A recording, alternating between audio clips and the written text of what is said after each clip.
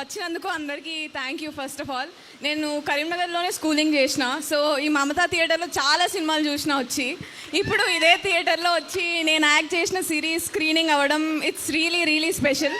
So ఇది I just want to thank everybody. Thank you Zee, thank you Madhura Sridhar గారు, thank you Srikanth గారు. And నేను ప్రతి స్పీచ్లో మెన్షన్ చేసిన స్టేజ్ పైన ఎక్కడైనా ఐఎమ్ రియలీ థ్యాంక్ఫుల్.